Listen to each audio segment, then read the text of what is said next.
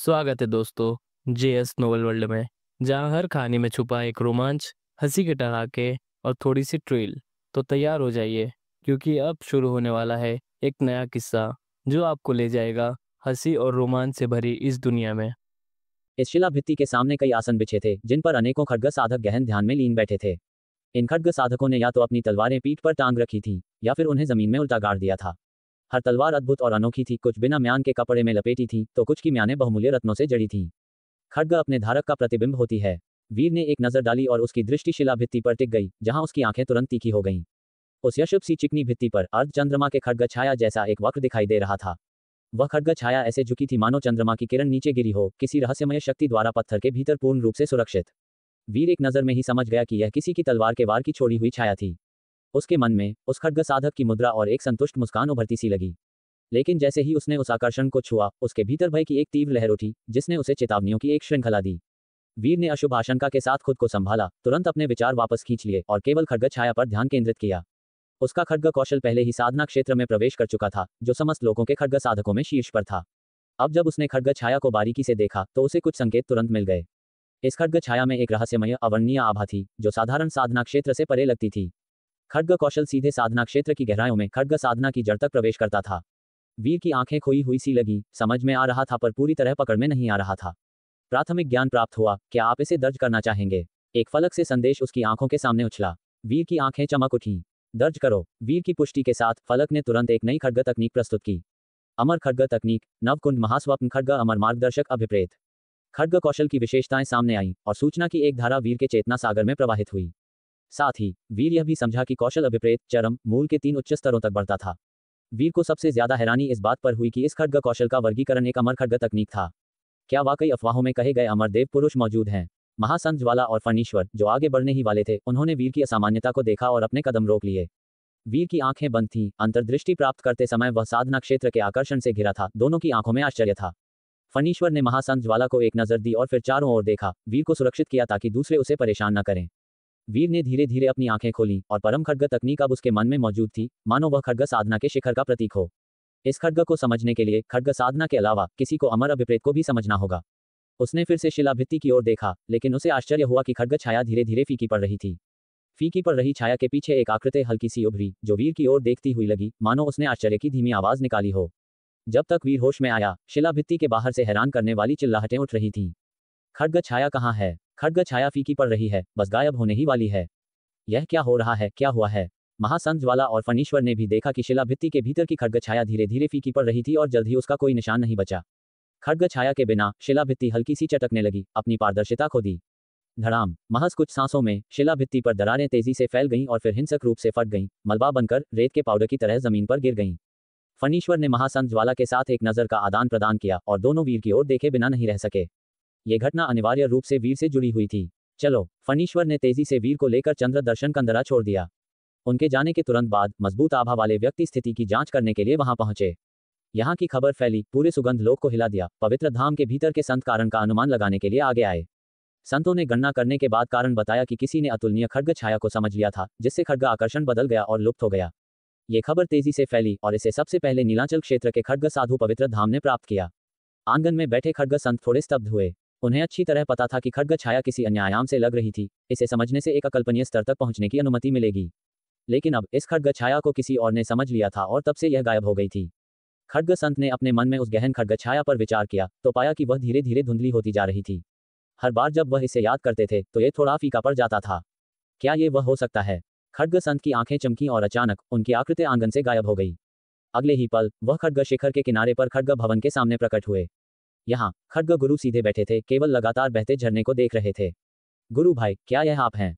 खड्ग गुरु ने बिना मुड़े कहा, चंद्र दर्शन कंदरा की बात। वह खड्ग छाया मेरी खड्ग साधना से मेल नहीं खाती।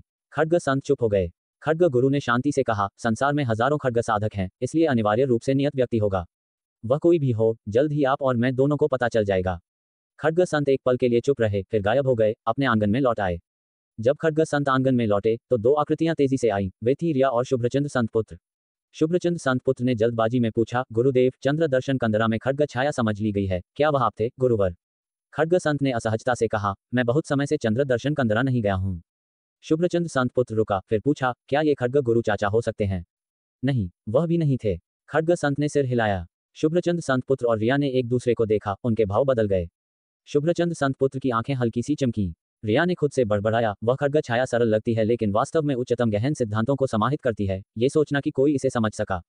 खड्ग संत ने शांति से कहा, शुभ्रचंद्र, परम प्रतिभा संग्राम शुरू होने वाला है।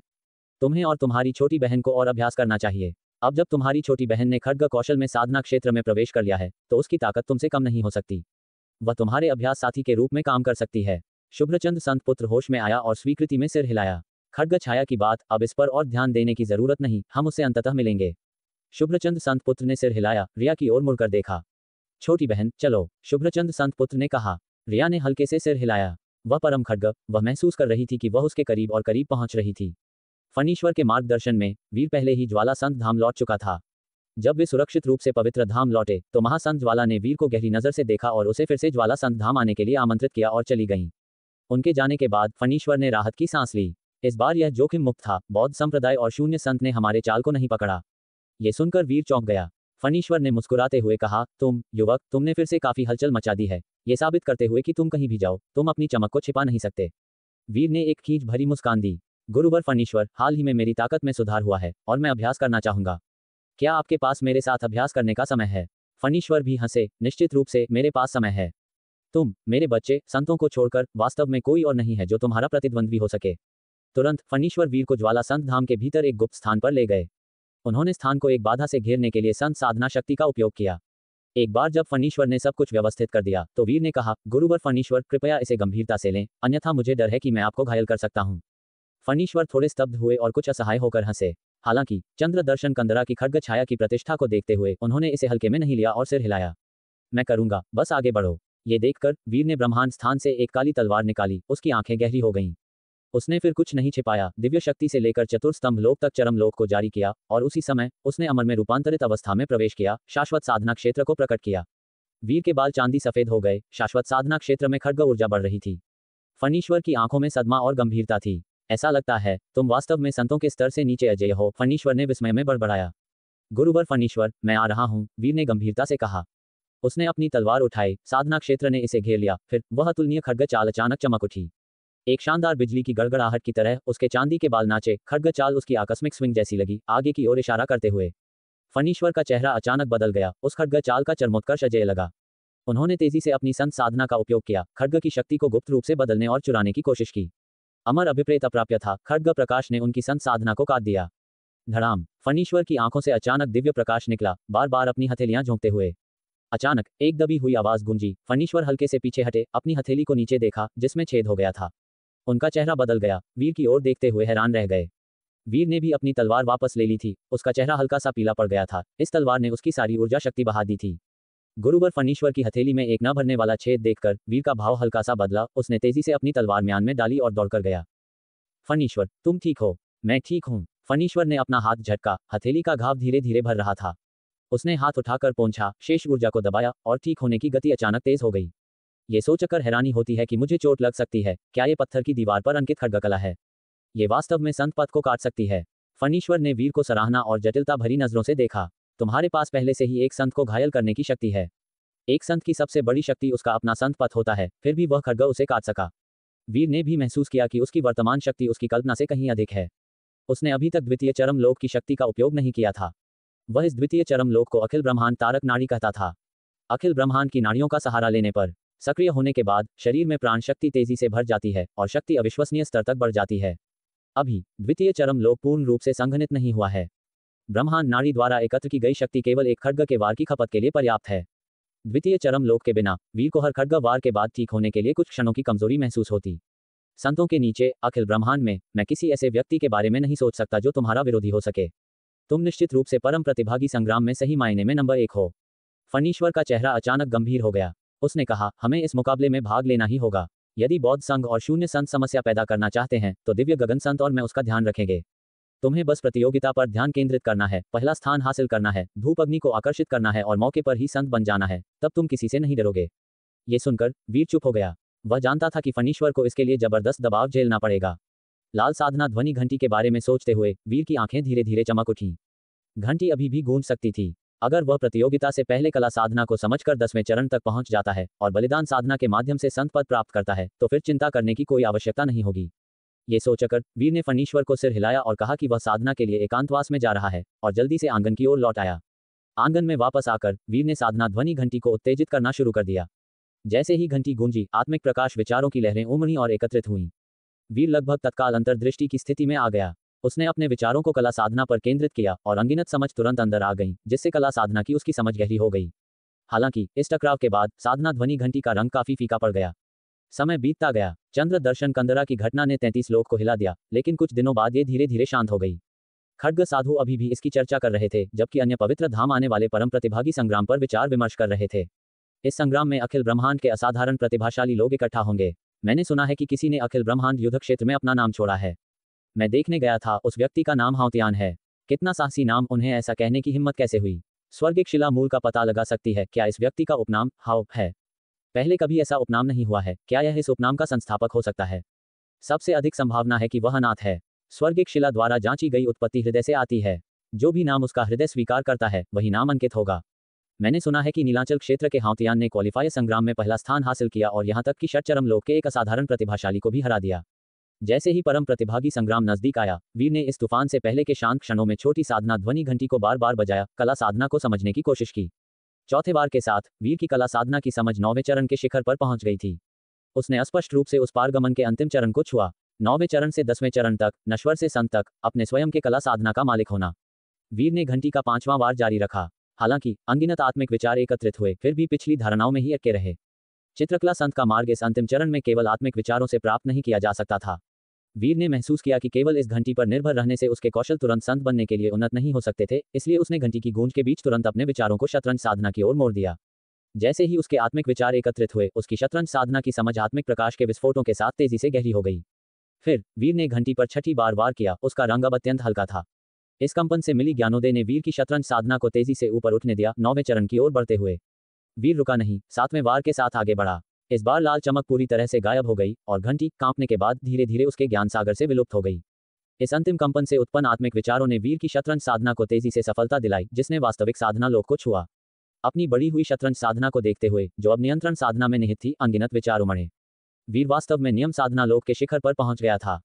9वें चरण की साधना और नियम साधना लोक के शिखर पर पहुंचने के साथ देह साधना पद के 9वें चरण की अपनी समझ के साथ मिलकर वीर को अचानक लगा कि अगर नियंत्रण साधना और देह साधना पद पूरी तरह से एकीकृत हो सकते हैं तो शायद वह साधना ज्ञान लोक के शिखर को छू सकता है। साधना ज्ञान के 2 लोक थे, सिद्ध पुरुष लोक और नियम साधना लोक।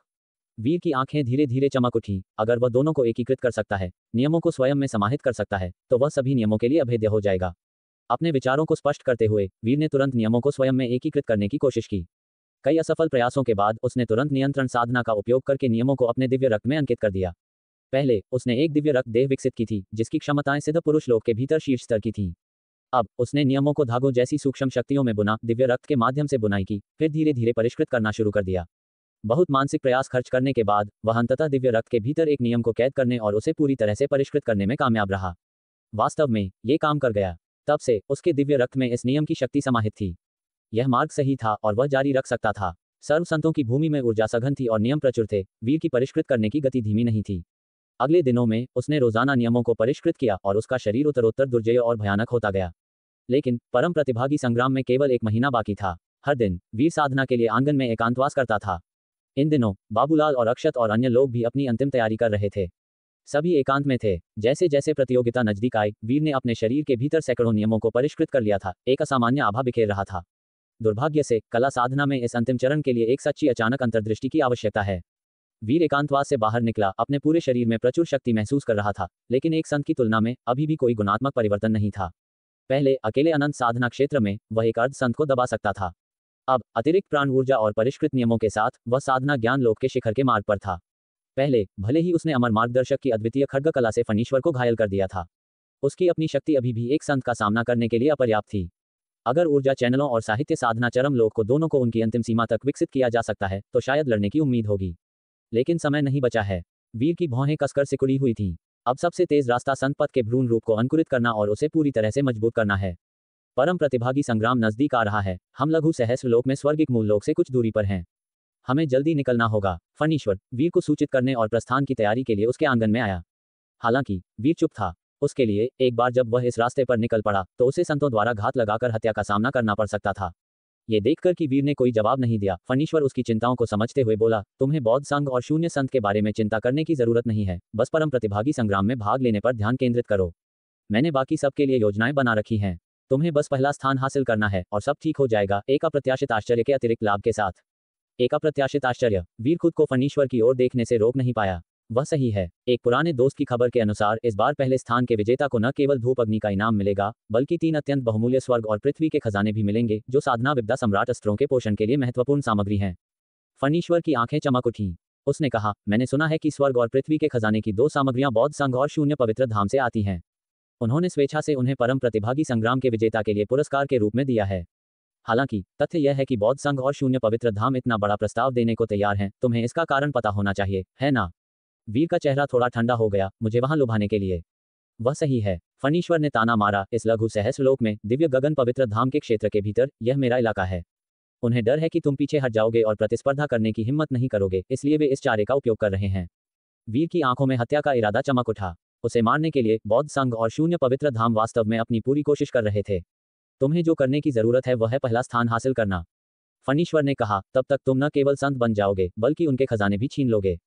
मैं तब उनके चेहरे देखना चाहूंगा। ये सुनकर वीर की आंखों में हत्या का इरादा धीरे धीरे कम हो गया। उसने कहा, वे मुझे वहां आकर्षित करने के लिए खुद को खून बहा रहे हैं। ये यात्रा असाधारण रूप से खतरनाक होने की संभावना है। फणीश्वर ने सिर हिलाया। हाँ, लेकिन मैंने पहले ही एक पुराने दोस्त को बुला लिया है और दिव्य गगन संत के साथ मिलकर हमारे पास तुम्हें स्वर्गिक मूललोक में सुरक्षित भेजने का एक तरीका है। एक बार जब तुम वहां पहुंच जाओगे तो वे लापरवाही से तुम पर हमला करने की हिम्मत नहीं करेंगे, क्योंकि वहीं एक परम संत निवास करते हैं। ऊपरी 3 लोकों के नियम अत्यंत सख्त हैं। विधि विधान संत का अनुशासन कठोर है और ऊपरी 3 लोकों के भीतर किसी को भी नियम तोड़ने की माफी नहीं देंगे। विधि विधान संत। वीर की आंखें झिलमिला उठीं। विधि विधान संत परम संतों में से एक थे। उस शून्य संत और बुद्ध वंद्य के बदसूरत और धोखेबाज स्वभाव को देखकर वीर को परम संतों के बारे में कोई भ्रम नहीं था।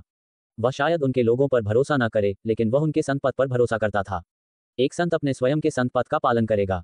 स्वर्गिक मूल लोक में विधि विधान संत के नियम हैं जिन्हें कोई छूना नहीं चाहता। इसके अलावा मैंने तुम्हारी सुरक्षा के लिए स्वर्गिक मूल लोक से मो परिवार के संत को ढूंढा है। मो परिवार में एक परम संत के होने से अगर बौद्ध संघ मो परिवार के संत के खिलाफ कार्रवाई करने की हिम्मत करता है तो वे निश्चित रूप से परम संत के प्रकोप को आमंत्रित करेंगे। फणीश्वर ने वीर से कहा, इसके अलावा मैं स्वर्गिक मूल लोक में आदि स्रोत संत से मिला हूं। तुम्हारी स्थिति के बारे में सुनने पर उन्होंने मुझसे कहा, अगर तुम पहला स्थान जीत सकते हो तो वह स्वयं तुम्हारी रक्षा करेंगे और कोई भी तुम्हें थोड़ा भी नुकसान नहीं पहुंचा सकता।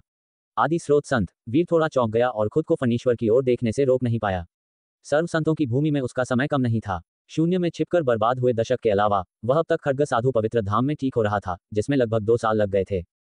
वीर ने सर्व संतों के लोक के अनगिनत परम संतों के बारे में सुन रखा था।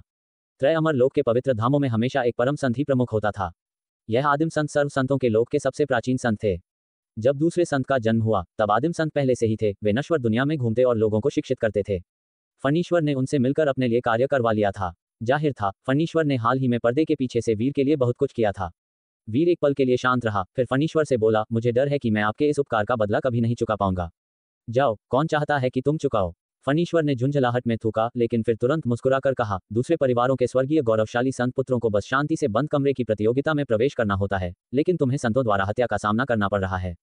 यहाँ सर्व संतों के लोक में तुम्हारे पास वह समर्थन नहीं है जो उन गौरवशाली लोगों के पास होता है। तुम पूरी तरह से खुद पर निर्भर हो। अगर मैं तुम्हारी मदद नहीं करूंगा तो कौन करेगा? इन सभी झंझटों को भूलो, बस प्रतियोगिता की तैयारी पर ध्यान केंद्रित करो। मेरे लिए पहला स्थान ले लो। एक बार जब तुम एक संत बन जाओगे तो हम व्यक्तिगत रूप से एक एक करके अपना हिसाब चुकाएंगे। वीर ने गहरी सांस ली। फणीश्वर ने उसके लिए इतना कुछ किया था, वह पीछे हटने के बारे में कैसे सोच सकता था? मैं करूंगा, वीर ने ईमानदारी से कहा। मूल रूप से उनकी पहली जगह लेने की इच्छा मजबूत नहीं थी। वह सिर्फ धूप अग्नि इकट्ठा करना चाहते थे, लेकिन अब वह वास्तव में उस पहले स्थान को अपनी पकड़ में लेना चाहते थे। फणीश्वर ने वीर के लिए तैयार किया गया सच्चा मार्ग बताते हुए कहा, आदिम संत प्रतिभाओं को संजोते हैं। यदि तुम पहला स्थान सुरक्षित कर सकते हो तो तुम निश्चित रूप से उनका अनुग्रह प्राप्त करोगे। जब तक आदिम संत तुम्हें पसंद करते हैं, बस एक शब्द से अखिल स्वर्ग में कोई तुम्हें छूने की हिम्मत नहीं करेगा। वीर ने यह सुनकर हल्के से सिर हिलाया और फणीश्वर को एक गहरी नजर दी और कुछ नहीं कहा। बातचीत के बाद फणीश्वर ने वीर को आंगन में इंतजार करने के लिए कहा और फिर चले गए। थोड़ी देर बाद फणीश्वर 2 आकृतियों के साथ लौटे। उनमें से एक पहले से दिख चुके मायावी संत थे और दूसरे एक गहरे रंग के वस्त्र पहने हुए मोह परिवार के संत थे। उनकी आभा समाहित थी, फिर भी साधना क्षेत्र का आकर्षण उन्हें घेरे हुए था, जिससे वे अतिमानवीय दिखाई देते थे। फणीश्वर ने मन ही मन वीर को बताया, मेरे अन्य पुराने दोस्त हैं जो गुप्त रूप से तुम्हारा पीछा करेंगे। यह मोह परिवार के संत हैं। वीर ने तुरंत हाथ जोड़कर गहरे वस्त्र वाले संत का अभिवादन किया। युगांत नाम के मोह परिवार के संत ने वीर को हल्की सी नजर डाली, उनकी आंखों में आश्चर्य का एक निशान उभरा। युगांत ने वीर को देखकर मुस्कुराया और कहा, कोई आश्चर्य नहीं कि छली संत ने उनकी सिफारिश की है। मैं यहाँ छली संत के निमंत्रण पर और एक साथी संप्रदाय सदस्य के कहने पर भी आया हूँ।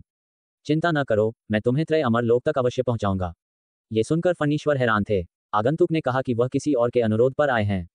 छली संत की भ्रमित नजर देखकर युगांत हल्के से मुस्कुराए और बोले, मैं सहमत होने को तैयार नहीं था, लेकिन छली संत ने बहुत अधिक पेशकश की तो दूसरे पक्ष ने दोनों पक्षों का लाभ उठाया।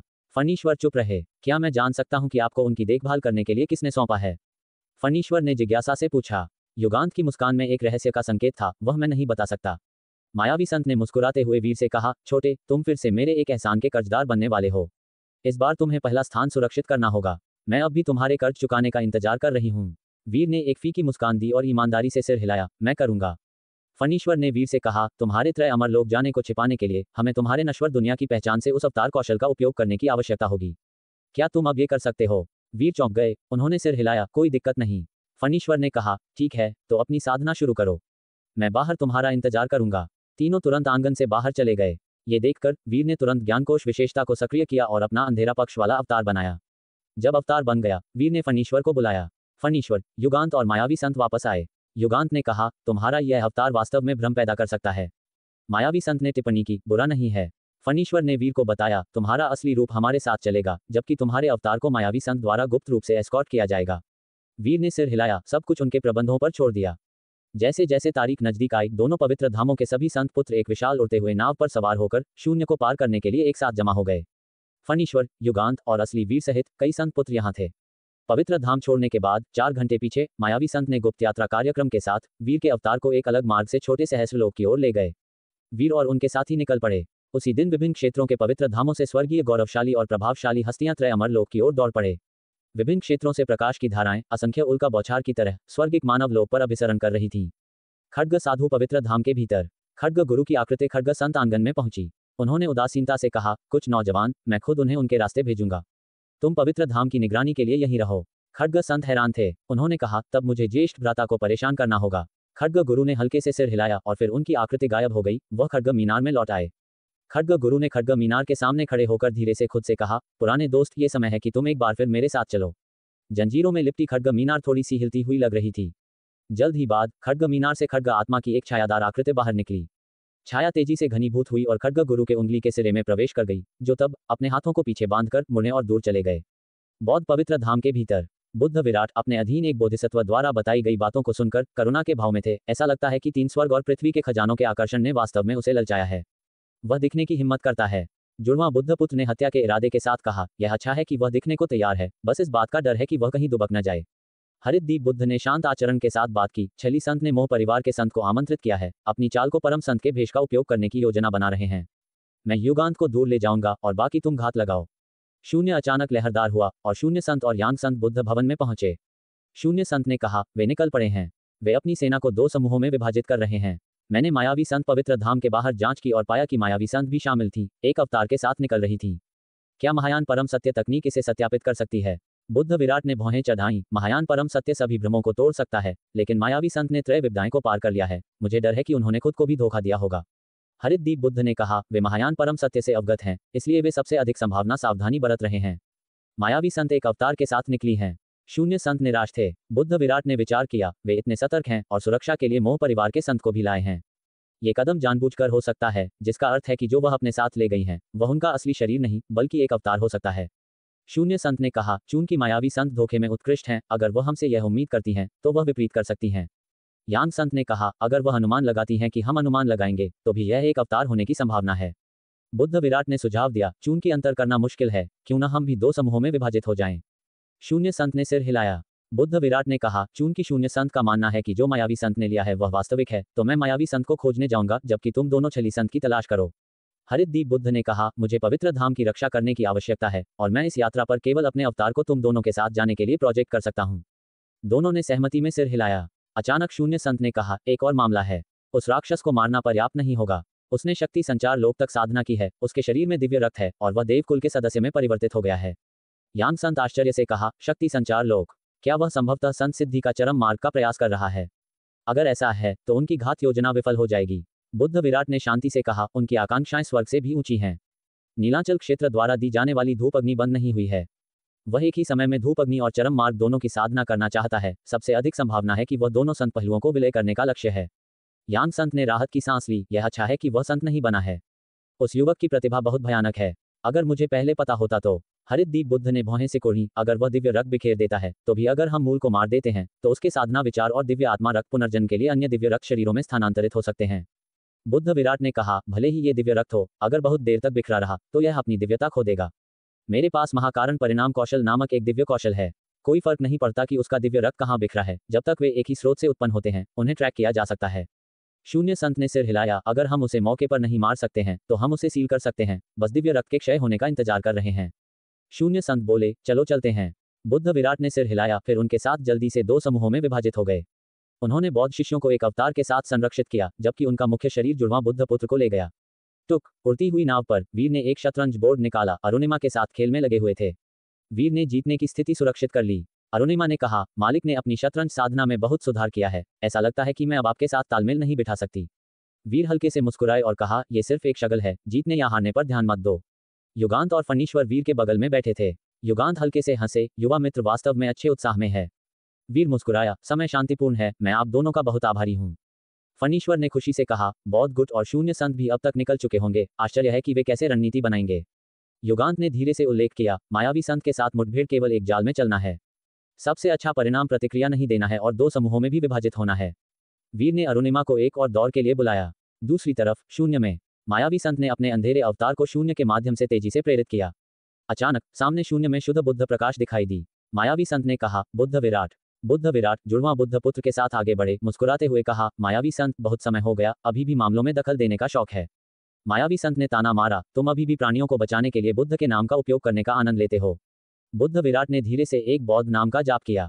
उनका कासाया फहराया। एक राजसी बुद्ध आकृति शून्य में खड़ी थी। मायावी संत ने ताना मारा, एक कनिष्ठ पर घात लगाने के लिए क्या तुम्हें बेशर्म होने के लिए हंसाए जाने का डर नहीं है। उन्होंने अचानक अपने धर्म रूप का खुलासा किया, जो एक विशालकाय ईगल में बदल गया। बुद्ध विराट धर्म पर चोंच मार रही थी। बुद्ध विराट ने फुसफुसाया, सब निराकार है। उन्होंने अचानक कार्रवाई की और ईगल की ओर गला घोंट दिया। मायावी संत ने ताना मारा, तुम गंजे सिर वाले संत, तुम केवल धूप अग्नि को भुनाते हो, मुझे डर है कि तुम्हारे लिए परम संत बनना मुश्किल होगा। धर्म रूप बदल गया। ईगल ने अपने तेज पंजे फड़फड़ाए, बुद्ध विराट के धर्म रूप से टकराकर शून्य को बादलों में बदल दिया। बुद्ध विराट ठंडे चेहरे पर रहे, बस अपनी पूरी ताकत से प्रहार किया। दोनों ने अपने संत मार्ग का प्रदर्शन किया। जुड़वां बुद्ध पुत्र ने कहा, केवल एक छोटे से माया मार्ग के साथ बुद्ध के बारे में बात करने की हिम्मत। मायावी संत ने उसकी ओर देखा, आंखें ब्लेड की तरह भेदती हुई। केवल एक पुनर्जन्मित शरीर, फिर भी मेरे बारे में बात करने के लिए काफी दिलेर। अखिल स्वर्ग के सभी प्राणी अंतर करने के लिए माया मार्ग के बिना सच्चे आत्मा को कैसे देखा जा सकता है। उसने अचानक अपने दिव्य कौशल को चुटकी ली, संत मार्ग क्षेत्र प्रदर्शित किया, बुद्ध विराट को भीतर लपेट लिया।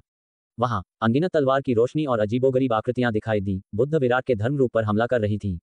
बुद्ध विराट ने ठंडे तरीके से मारने के लिए आगे बढ़े, सूक्ष्मता से युद्ध के मैदान को दूर निर्देशित किया। जुड़वां बुद्ध पुत्र ने अवसर को जब्त कर लिया। उसकी आंखें वीर के अवतार पर टिकी हुई थीं। जुड़वां बुद्ध पुत्र की आंखें हत्या के इरादे से भर गईं, लगभग पूरी ताकत से सीधे बाहर निकल गईं। अंधेरे पक्ष वाले अवतार की आंखें भी ठंडी चमक उठीं। उसने अपना हाथ उठाया, उसकी उंगलियों ने एक शुद्ध और तेज तलवार इरादा प्रकट किया। इस तलवार इरादे में केवल मैं तलवारबाजी की इच्छा शामिल थी, साथ ही अमर मार्गदर्शक का बेजोड़ तलवार चाल भी। धूम! जुड़वां बुद्ध पुत्र वीर के अवतार की ओर दौड़े। शानदार बुद्ध हथेली चमकीले ढंग से चकाचौंध हो गई। लेकिन अगले ही पल एक आश्चर्यजनक रूप से उत्तम तलवार की रोशनी ने तुरंत बुद्ध हथेली को दो भागों में काट दिया। तलवार इरादा रुका नहीं, सीधे जुड़वां बुद्ध पुत्र के असली शरीर की ओर छेद दिया। जुड़वां बुद्ध पुत्र की पुतलियां सिकुड़ गईं। उन्होंने शून्य लोक में तेजी से चकमा दिया, लेकिन तलवार की रोशनी ने शून्य लोक के मार्ग को काट दिया, उन्हें बाहर निकलने के लिए मजबूर किया। एक तलवार उनके शरीर पर वार कर गई। उमड़ती तलवार शक्ति ने तुरंत उनके शरीर को फाड़ दिया। एक पलक झपकते ही अनगिनत रक्त में बदल गया। अंधेरे पक्ष वाले अवतार की शक्ति समाप्त हो गई थी। वह केवल रक्त को अभिसरण करते हुए देख सका, ताकि वह वापस जुड़वां बुद्ध पुत्र में बन जाए। भले ही शरीर रक्त पुनर्जन्म द्वारा पुनर्जन्म लिया गया था, वह तलवार इरादा जुड़वां बुद्ध पुत्र के मन में खुदा हुआ लग रहा था। उसकी आत्मा पर एक तलवार की छाया छोड़ गया। जुड़वां बुद्ध पुत्र चौंक गए और उग्र हो गए, लेकिन फिर अपने प्रतिद्वंद्वी की कमजोर आभा देखकर हंसी में फूट पड़े। जुड़वां बुद्ध पुत्र ने पूछा, ऐसी अद्वितीय तलवार चाल, वास्तव में सभी ताकतें खत्म हो गईं, कोई आश्चर्य नहीं कि यह इतनी शक्तिशाली है। क्या ये वास्तव में तुम थे जिसने इसे चंद्र दर्शन शिला पर समझा था? नाम परिवर्तन की सूची। यहाँ उन सभी नामों की सूची दी गई है जिन्हें कहानी के भीतर हिंदी भारतीय नामों में बदल दिया गया है। उसके बोलते ही उसकी आंखें अचानक ठंडी हो गईं और उसने निवृत्त खंड में कदम रखा, वीर पर हमला करते हुए। उसने देखा कि विरोधी की ऊर्जा इस समय खोखली थी, जिसमें केवल उसकी शारीरिक शक्ति बची थी, किसी भी युद्ध शक्ति से रहित। जब वह काले चेहरे वाले प्रतिरूप के पास पहुंचा तो उसने अचानक खुद को हवा में झपटते हुए पाया। प्रतिरूप बिना किसी निशान के गायब हो गया था और मिथ्या स्वर्ग संत कुमारी की आकृति इसके बजाय प्रकट हुई। तेजी से एक नुकीला छाते के आकार का खजाना युगल बुद्ध पुत्र की ओर बढ़ाया। युगल बुद्ध पुत्र की आंख की पुतलियां सिकुड़ गईं, उनकी आंखों में भय का भाव झलक रहा था। जैसे ही वह अस्त्र उसे छूने वाला था, एक क्रोधित और धीमी आवाज गूंजी और बुद्ध पूज्य की आकृति प्रकट हुई, भयंकर रूप से मिथ्या स्वर्ग संत कुमारी को घूर रही थी। दूसरे पक्ष ने पहले जाने का दिखावा किया था, लेकिन वास्तव में उन्हें धोखा दिया था। वास्तव में उन्होंने चुपके से अपना क्लोन वहीं छिपा दिया था। अपने असली शरीर का उपयोग करके उन्हें लुभाने और क्लोन का उपयोग करके युगल बुद्ध पुत्र को मारने के लिए तैयार थे। धमाका! बुद्ध पूज्य ने अपना हाथ उठाया, छाते के आकार के अस्त्र को हटा दिया और अपने बगल में युगल बुद्ध पुत्र की रक्षा की। यह उनका असली शरीर है। युगल बुद्ध पुत्र ने तुरंत मानसिक माध्यम से एक संदेश भेजा। बुद्ध पूज्य की आंखें थोड़ी चमकी। उन्होंने मिथ्या स्वर्ग संत कुमारी के पीछे सुरक्षित युवक को देखा, याद करते हुए कि युगल बुद्ध पुत्र ने पहले दूसरे पक्ष से कैसे लड़ाई की थी। एक ही तलवार के वार से युगल बुद्ध पुत्र का रक्त धुंध में बदल जाना यह दर्शाता था कि ऐसी ताकत वास्तव में झूठी नहीं थी। हालांकि उन्होंने खुद को शांत किया, कोई खुशी नहीं दिखाते हुए, और युगल बुद्ध पुत्र से कहा, मेरे उनका ध्यान बटाने की प्रतीक्षा करो और शून्य संत को बुलाओ, अन्यथा उसकी सुरक्षा पर ध्यान केंद्रित करने के साथ उन्हें मारना मुश्किल होगा। मिथ्या स्वर्ग संत कुमारी भी त्रय अमरलोक की संत कुमारी थी, जिन्होंने स्वर्गिक आपदा को पार किया था। आमने सामने के मुकाबले में दोनों के बीच अंतर करना मुश्किल था। यदि शून्य संत और अन्य आ जाते तो वे इस गतिरोध को तोड़ सकते थे। पिछली योजना के अनुसार उन्होंने चुपचाप उन्हें सूचित करने के लिए एक संदेश भेजा। आकाशयान पर, दूसरी जगह आकाशयान पर, वीर और रश्मि आराम से शतरंज खेल रहे थे, जबकि अन्य संत और संत कुमार बार बार इसी दिशा में देख रहे थे। जब से वीर ने समस्त स्वर्ग रंग क्षेत्र पर अपना नाम बनाया था, वे जानते थे कि उनके सामने का युवक प्रतिष्ठित दिव्यवीर है, जो समस्त स्वर्गों में प्रसिद्ध है। वे खुद भी कम दर्जे के नहीं थे और उन्हें अपने गुरुओं से स्पष्ट संदेश प्राप्त हुए थे, जिसमें उन्हें बताया गया था कि वीर की यात्रा का उद्देश्य एक टूर्नामेंट में भाग लेना है और रास्ते में खतरा हो सकता है। तथ्य यह है कि मो परिवार के एक व्यक्ति, संत वरुण, उनके साथ थे। इन संदेहों की पुष्टि करते थे, जिससे वे घबराए हुए और अजीब तरह से उत्साहित दोनों महसूस कर रहे थे। अपनी यात्रा के मध्य में अचानक सामने के शून्य में लहरें दिखाई दी और दो आकृतियां तेजी से उभरी, आकाशयान के सामने दिखाई दी। उनके शरीर से साधना की आभा निकल रही थी। वे आकाश को जोड़ने वाले स्तंभों की तरह स्वर्ग और पृथ्वी के बीच खड़े थे, जिसने सभी का ध्यान खींचा। संत आकाशयान पर हर कोई चौंक गया और उनके भाव तुरंत तनावपूर्ण हो गए। वास्तव में उन्हें घात लगाकर मारने के लिए एक संत आया था, हालांकि यह स्पष्ट नहीं था कि वे खुद भी इसमें शामिल होंगे या नहीं। वरुण और फणीश्वर ने अपनी आंखें थोड़ी सिकुड़ी। फणीश्वर की आंखों में ठंडी रोशनी की एक झलक थी। उन्होंने पहले इस शून्य संत के खिलाफ लड़ाई लड़ी थी जब वह वीर के लिए न्याय मांगने के लिए शून्य पवित्र धाम गए थे, लेकिन चूंकि वह शून्य संत का क्षेत्र था, इसलिए उन्हें ज्यादा फायदा नहीं हुआ। सूर्य संत ने वरुण को देखकर हल्के से हंसते हुए कहा, संत मो वरुण, आपको देखकर खुशी हुई। वरुण ने हल्के से सिर हिलाया, शांत व्यवहार बनाए रखा और पूछा, आप दोनों को यहाँ क्या लाया है? शून्य संत ने जवाब दिया, हम उसे खोजने आए हैं और आशा करते हैं कि संत मो वरुण हमारे लिए चीजों को सुविधाजनक बना सकते हैं। भविष्य में धन्यवाद होगा। उनकी निगाह वीर पर पड़ी। उन्होंने पहचान लिया कि यह वही व्यक्ति था जो 10 साल पहले उनसे फिसल गया था। हालांकि उनकी आंखों में बहुत अधिक मारने का इरादा नहीं था, क्योंकि वीर के साथ समस्या का समाधान करना मुश्किल नहीं था। असली कठिनाई उनके सामने के दो संतों, विशेष रूप से वरुण से निपटने में थी। यदि आवश्यक न हो तो वह मो परिवार को भड़काना नहीं चाहते थे। आखिरकार उनका मिशन वीर के संत बनने पर होने वाली परेशानी की चिंता के कारण उसे घात लगाकर मारना था। हालांकि मो परिवार को भड़काना स्पष्ट रूप से वीर के संत बनने से निपटने की तुलना में अधिक परेशानी वाला होगा, एक अयोग्य जुआ। वरुण ने उदासीनता से कहा, परम प्रतिभा संग्राम निकट है। ये युवा मित्र भी नीलांचल क्षेत्र के लिए लड़ाई में नंबर 1 उम्मीदवार है। यदि आपके पास कोई मामला है तो स्वर्गिक प्रतिभा रंग क्षेत्र समाप्त होने तक प्रतीक्षा क्यों न करें। शून्य संत का चेहरा थोड़ा काला पड़ गया, यह महसूस करते हुए कि दूसरा पक्ष जाने के लिए तैयार नहीं था। संत मो वरुण, कई साल पहले मैं आया था जब संत मो ने अपनी लंबी उम्र का जश्न मनाया था और हमने एक साथ पिया था, एक जान पहचान बनाई थी। क्या आप कृपया मेरे लिए यह एहसान कर सकते हैं? वरुण हल्के से मुस्कुराए और कहा, स्वर्गिक प्रतिभा संग्राम समाप्त होने के बाद मैं निकल जाऊंगा। तब तक मुझे इस युवा मित्र को प्रतियोगिता में ले जाने का जिम्मा सौंपा गया है। मुझे उम्मीद है कि आप दोनों मुझे अपना वचन तोड़ने के लिए मजबूर नहीं करेंगे। जैसे ही उन्होंने बात की, उनकी निगाह में गहरा अर्थ था। शून्य संत और सूर्य संत के चेहरे कड़े हो गए, क्योंकि उन्हें एहसास हुआ कि दूसरा पक्ष हिलने वाला नहीं था। उन्हें नाराज करना अपरिहार्य हो गया, हालांकि वे बाद में उनसे मिलकर हमेशा अमेंस कर सकते थे। आखिरकार एक मृत राक्षस का कोई मूल्य नहीं होगा और कोई भी संबंध बेकार होगा। यदि आवश्यक हो तो समय पर नुकसान में कटौती से भी एक समाधान हो सकता है। शून्य संत ने धीमी आवाज में कहा, लगता है हमें अपराध करना होगा। जैसे ही वह कार्रवाई करने वाले थे, बुद्ध पूज्य के अवतार के एक संदेश ने उनके विचार को बाधित कर दिया। उन्हें असली शरीर मिल गया था। वह क्षण भर के लिए दंग रह गया। उसकी निगाह अनजाने में आकाशयान पर युवक की ओर चली गई, लेकिन उसने देखा कि दूसरा पक्ष सिर्फ उसे उदासीनता से देख रहा था, न खुश, न दुखी, न ही भयभीत। गहनता से घूरते हुए उसे किसी तरह महसूस हुआ कि उसके सामने वाला व्यक्ति भी असली शरीर था। हालांकि अगर लड़ाई सच में छिड़ जाती है तो ऐसी उदासीनता निश्चित रूप से प्रभावित होगी। एक संत की वास्तविक घातक तकनीकों के सामने, यहां तक कि साधना लोग भी मिट्टी के बर्तन जितना नाजुक था, संपर्क पर नष्ट होने के लिए नियत था। भले ही वीर के पास त्रय अमर लोक और दिव्य रक्त चरम लोक हो, उसे इतना निडर नहीं होना चाहिए। उनकी आंखें झिलमिला उठी, फिर भी बुद्ध पूज्य के फैसले पर भरोसा करते हुए, और इस तरह उन्होंने उस शक्ति को रोक दिया जो उनसे बाहर निकलने वाली थी। वरुण को संबोधित करते हुए उन्होंने कहा, तो फिर हम किसी और दिन मिलेंगे। ये कहकर उन्होंने तुरंत सूर्य संत को दूर कर दिया, शून्य के माध्यम से जाने के लिए जल्दबाजी की। ये देखकर कि दूसरा पक्ष जल्दी से चला गया, फणीश्वर की आंखें झिलमिला उठी जैसे उन्होंने कहा, ऐसा लगता है जैसा कि मिथ्या स्वर्ग संत कुमारी ने अनुमान लगाया था, उन्होंने गलती से उस पक्ष को असली शरीर मान लिया। मिथ्या स्वर्ग संत कुमारी की पिछली योजना थी कि वह वीर के अवतार को असली शरीर के रूप में प्रच्छन्न करने के लिए अपने मिथ्या साधना का उपयोग करें, जो मिथ्या स्वर्ग संत कुमारी की रणनीति थी। एकमात्र विसंगति ये थी कि उसके हिलने डुलने का इंतजार किए बिना प्रतिरूप की सरासर शक्ति ने पहले ही युगल बुद्धपुत्र और बुद्ध पूज्य को गलत धारणा में डाल दिया था। हालांकि प्रक्रिया में कुछ बदलाव हुए थे, परिणाम वही था। शून्य संत और सूर्य संत यहाँ वास्तव में दूर हो गए थे। भले ही लड़ाई अभी शुरू हुई थी, जब तक थोड़ी सी खींचतान होती, दूसरे पक्ष को लड़ाई के दौरान संकेत मिलता और फिर भी समय पर पीछे हट जाते। आखिरकार मो परिवार का प्रतिनिधित्व करने वाले वरुण को वास्तव में उनसे झगड़ने की आवश्यकता नहीं थी। वे चले गए, हमें भी गति बढ़ानी चाहिए, फणीश्वर ने कहा, और अचानक उनकी हथेली में दो वस्तुएं दिखाई दी, एक चांदी की रोशनी उत्सर्जित करने वाला पत्थर और एक लाल फल, शून्य पाषाण नागरक्त फल। फणीश्वर के हाथ में वस्तुओं को देखकर वरुण की आंखें थोड़ी झिलमिला उठीं। फणीश्वर के चेहरे पर एक मुस्कान दिखाई दी और उन्होंने कहा, इतनी दूरी से मुझे उपहार देने के लिए आने के लिए मैं वास्तव में आपके दयालु इरादों को अस्वीकार नहीं कर सकता। जैसे ही उन्होंने बात की, उन्होंने शून्य पाषाण को वीर की ओर फेंक दिया और कहा, वह नागरक्त फल शरीर को मजबूत कर सकता है, लेकिन चूंकि आप पहले ही शक्ति संचार चरम लोक तक पहुंच चुके हैं, आपका शरीर अपनी सीमा पर है, इसलिए यह आपके लिए बेकार है। हालांकि ये शून्य पाषाण स्वर्गिक आपदा सम्राट अस्त्र की खेती के लिए पोषण है और इसे आपकी तलवार द्वारा अवशोषित किया जा सकता है। वीर ने इसे प्राप्त किया, ये जानते हुए कि स्वर्गिक आपदा सम्राट अस्त्रों की खेती के लिए इस्तेमाल की जाने वाली कोई भी चीज अत्यंत अनमोल और उपभोग्य थी और इसकी हमेशा मांग रहेगी। उन्होंने तुरंत इसे फणीश्वर को वापस सौंप दिया। चूंकि यह फणीश्वर का है, मैं इसे स्वीकार नहीं कर सकता। वरुण ने फणीश्वर पर एक नजर डाली, उनकी निगाह अधिक गंभीर हो गई और कहा, आप उनके स्वर्ग और पृथ्वी के स्थान से चीजें भी चुराने में सक्षम हैं। उन्हें एहसास हुआ कि फणीश्वर ने अभी अभी दो लोगों से ये वस्तुएं चुराई थी, लेकिन वे आमतौर पर अपनी चीजों को अपने स्वर्ग और पृथ्वी के स्थान में संग्रहित करते थे। क्या इसे अभी भी चुराया जा सकता है? फणीश्वर मुस्कुराए और कहा, जहां स्वर्ग और पृथ्वी में दरार है, जहां रोशनी चमकती है, वहीं मैं भी पहुंच सकता हूं। वरुण शून्य पाषाण को पकड़ते हुए फणीश्वर ने देखा कि वीर इसे स्वीकार करने के लिए तैयार नहीं था और एक पल के लिए सोचा और फिर कहा, ठीक है, तो मैं इसे अभी के लिए रखूंगा। अगर आपको भविष्य में इसकी आवश्यकता हो तो बस मुझे बताएं। मुझे ऐसी चीजों की कमी नहीं है। भले ही वह त्रय अमर लोक संतों के बीच युद्ध शक्ति में शीर्ष पर न हो, जब धन की बात आती है तो उन्हें अभी भी स्थान दिया जा सकता है। वीर ने सिर हिलाया। जैसे ही आकाशयान ने गति पकड़ी, हर कोई भी स्वर्ग मूल लोक की ओर तेजी से बढ़ा। स्वर्ग एक पवित्र धाम में एक संत कुमार ने अपना साहस जुटाया और फणीश्वर से कहा, चोर संत वरिष्ठ, मेरे गुरु को कोई नुकसान नहीं होगा, है ना? फणीश्वर हल्के से मुस्कुराए और जवाब दिया, आपके गुरु के पास उनके अपने उपाय हैं, उन्हें कम मत आंकिए, हो सकता है कि वह हमें भी धोखा दे रही हो।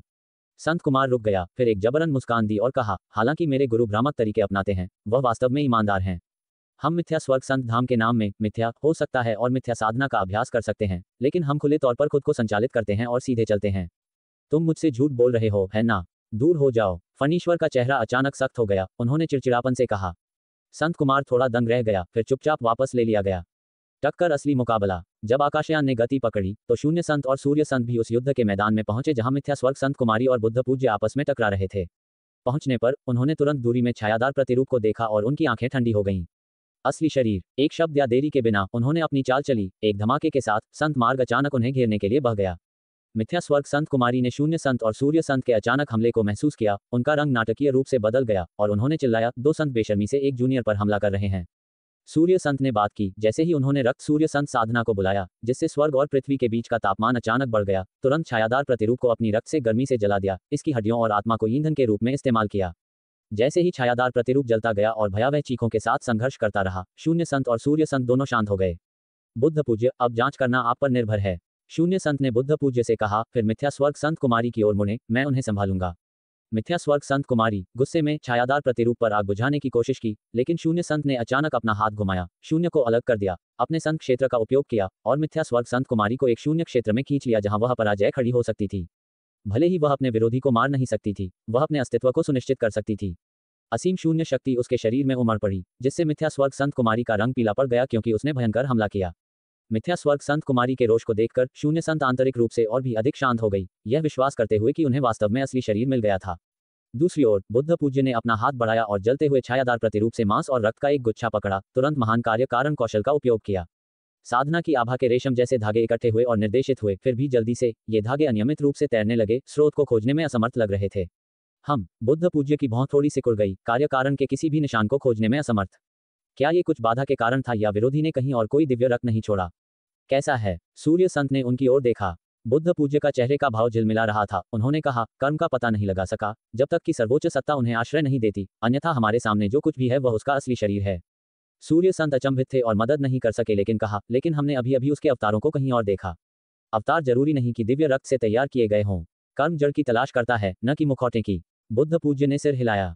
सूर्य संत ने अपनी भौहें चढ़ाईं। विरोधी चरम लोक तक पहुंच गया था, लेकिन कोई दिव्य रक्त नहीं छोड़ा था। उनके सामने उपस्थिति असली शरीर की संपूर्णता थी।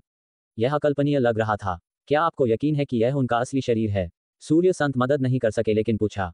बुद्ध पूज्य ने सिर हिलाया और कहा, यह अत्यधिक संभावित है। विरोधी ने हमला करने के लिए जिस शक्ति का इस्तेमाल किया वह निश्चित रूप से एक अवतार जो हासिल कर सकता था उससे परे था। ये सुनकर सूर्य संत ने मिथ्या स्वर्ग संत कुमारी और शून्य संत के बीच चल रही भयंकर लड़ाई की ओर देखा। अपने दिल में एक अकथनीय जलन महसूस कर रहा था और कहा, मैं पहले उनकी सहायता करने जा रहा हूँ। ये स्वर्गिक पवित्र धाम, हम उनसे हिसाब सूना और लेटर तय करेंगे।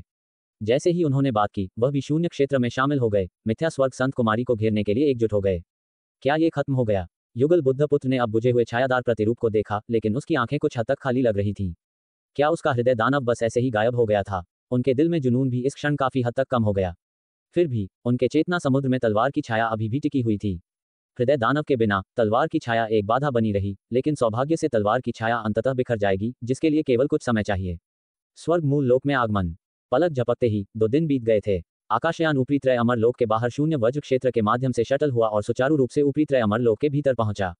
यहाँ ऊर्जा एकाग्रता अन्य छोटे लोकों की तुलना में स्पष्ट रूप से अधिक थी। शून्य वज्र ने एक प्राकृतिक अवरोधक के रूप में कार्य किया, ऊर्जा को इस क्षेत्र के भीतर सील कर दिया, इसे बाहर निकलने से रोक दिया। जल्द ही स्वर्ग मूल लोक के अवरोधक को तोड़ते हुए हर कोई स्वर्ग मूल लोक के अंदर पहुंचा। विशाल और शानदार स्वर्ग मूल लोक अन्य छोटे लोकों की तुलना में 4 से 5 गुना बड़ा था। इस समय यह स्थान असाधारण रूप से जीवंत था, जिसमें विभिन्न राजवंशों से संबंधित सराय लोगों से भरे हुए थे। समस्त स्वर्गों के भीतर के छोटे लोगों के कुलीन व्यक्ति अपने परिवार के गौरव और आनंद को युद्ध देखने के लिए यहाँ लाए थे। स्वर्ग मूल लोक में 3 पवित्र धाम हैं: धर्म संप्रदाय पवित्र धाम, मूल पूर्वज पवित्र धाम और मोह परिवार पवित्र धाम। इन 3 महान पवित्र धामों में मूल पूर्वज पवित्र धाम सबसे प्रमुख था, जो प्राचीन मूल स्वर्ग संत पर्वत के ऊपर स्वर्ग मूल लोक के ठीक बीच में स्थित था। फणीश्वर और वरुण के मार्ग साफ करने के साथ आकाशयान ऊपर से गुजरा। उन राजघरानों और कुलीनों के विपरीत जो युद्ध देखने के लिए आए थे और केवल राजवंशों के भीतर के आवासों में रह सकते थे, वे सीधे मूल स्वर्ग संत पर्वत के सामने उतरे। ये युद्ध सीमा पाषाणों के माध्यम से पूरे स्वर्ग मूल लोक में भी प्रसारित किया जाएगा। अन्य लोग केवल कहीं और से ऊपर देख सकते थे, जबकि केवल कुछ मुट्ठी भर व्यक्ति जिनके पास अत्यधिक उच्च दर्जा था, वे स्वयं संत पर्वत पर घटना को देख सकते थे। जो लोग यहाँ आ सकते थे या तो उनके पास जबरदस्त ताकत थी या प्रमुख पृष्ठभूमि। वरुण ने वीर से मुस्कुराते हुए कहा, अब जब हम सुरक्षित रूप से आ गए हैं, तो यह आपके लिए एक सौभाग्य है, युवा मित्र। मैं इस प्रकार आपको आगामी स्वर्गिक प्रतिभा संग्राम में शुभकामनाएं देता हूं और आशा करता हूं कि आप चैंपियन के रूप में उभरेंगे। जबकि 2 महान पवित्र धामों के उत्तराधिकारी अभी भी मूल पूर्वज पवित्र धाम की भव्यता का आकलन कर रहे थे, वे वरुण के शब्दों को सुनकर वीर पर ईर्ष्या भरी निगाहें डालने से खुद को रोक नहीं पाए। मोह परिवार के एक संत का आशीर्वाद होने से महत्वपूर्ण सम्मान का संकेत मिलता है। भले ही उनमें से कुछ संतों के पुनर्जन्म शरीर थे, उन्हें ऐसा उपचार नहीं मिला। आखिरकार पुनर्जन्म शरीर समय से पहले नष्ट हो सकते थे और फिर से पुनर्जन्म लेंगे, संभावित रूप से इस जीवन से सभी यादों को बनाए नहीं रखेंगे। इसके अलावा भले ही वे पुनर्जन्म के बाद अपनी सही जगह पर लौट आए, उनका दर्जा वरुण की तुलना में नहीं हो सकता था।